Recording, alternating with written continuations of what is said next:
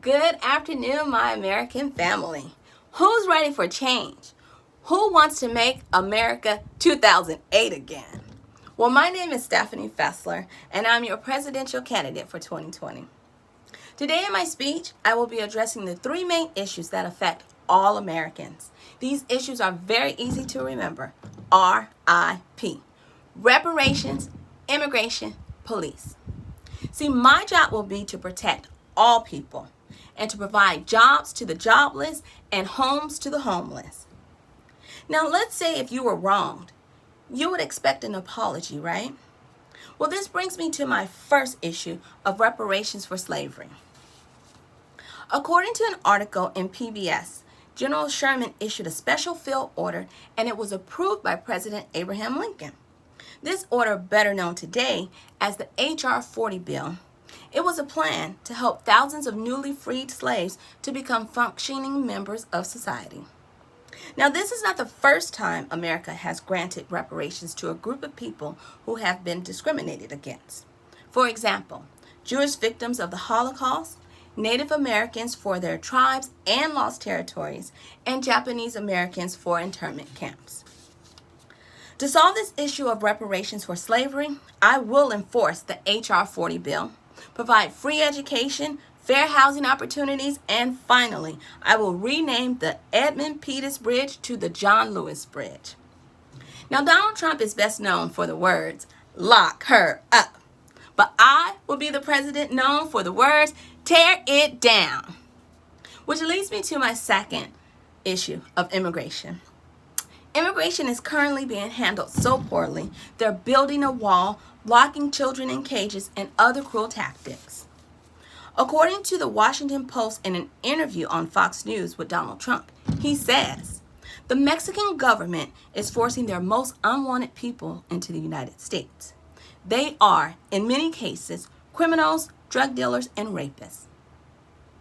But this is the furthest statement from the truth, when in fact, what is on record is that our current president sexually assaults women, numerous bankruptcies, and murdering thousands of Americans during the pandemic for not acting in a timely manner. So to solve the issue of immigration, I will first draft an executive order to tear down that wall. And secondly, I will put counselors and social workers in the places that people are being detained to restore humanity. And thirdly, I will connect with nations like Guatemala and El Salvador to help generate a better economy. In the past, my opponent has ordered officers to lock up immigrant children. And as of recently, he has ordered officers to tear gas a wall of moms that were peacefully protesting.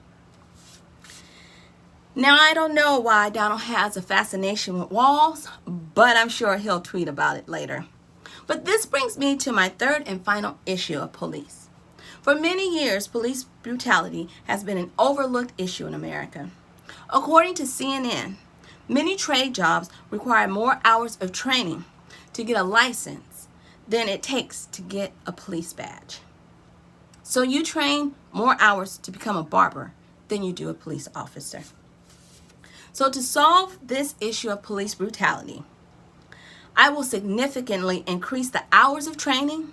And secondly, I will have highly trained dispatchers to evaluate all calls to determine if an armed officer should be sent to the scene of a nonviolent dispute or someone from another sector, such as a psychiatric emergency team, the homeless outreach team, or even a social worker to de-escalate the situation.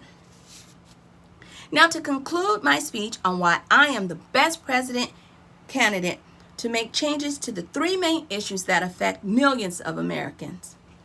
Today in my speech, I went over how my administration will implement reparations for slavery, helping and showing compassion for immigrations, and retraining for police officers and dispatchers.